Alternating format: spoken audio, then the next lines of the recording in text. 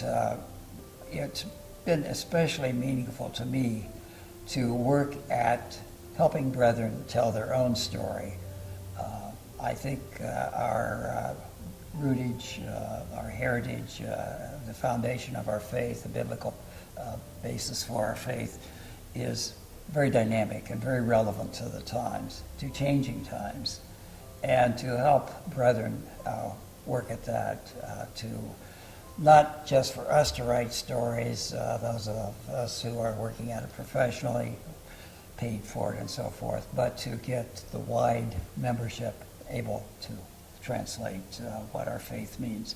And at that we worked at identity very intentionally.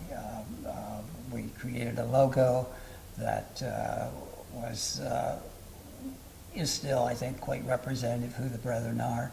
And then about 10 years later, we added a tagline to that. And it was quite a dynamic process of interviewing people, of getting input, of choosing those words.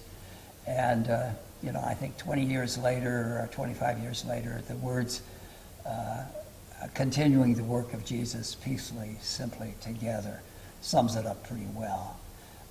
It may be time before long for a new tagline, but I think that tagline is a good summary of who the Brethren have been and what we are. And it was really well received by the church at large. In fact, those of us on the planning committee took it to annual conference to get input before the board acted on it, which wasn't exactly the smartest thing to do because there was such a overwhelming appeal for such a slogan and a willingness, a readiness to adopt it, that he got ahead of the board. The annual conference in July, the board wasn't meeting till October. By that time, some camps, some churches were actually using it, and we were just testing it. But when we presented the words to district executives, we had a single session there for that, and then to the conference at large and insight sessions. The response was, don't change a word. Some of us wanted to kind of play with it a little and maybe tone down one aspect or another, but the unanimous response throughout was, don't change a word. So it's lasted this period of time, and I think it was helpful for us to be able to communicate who we are as a church, for the church-wide public to do that. How satisfying is it to know that was that well received? Well, I think it indicates that we had hired a professional communication agency to do a lot of testing, and I think they did it well. And interestingly, the woman who actually wrote it, Ginger Pyron, had a PhD in Shakespeare.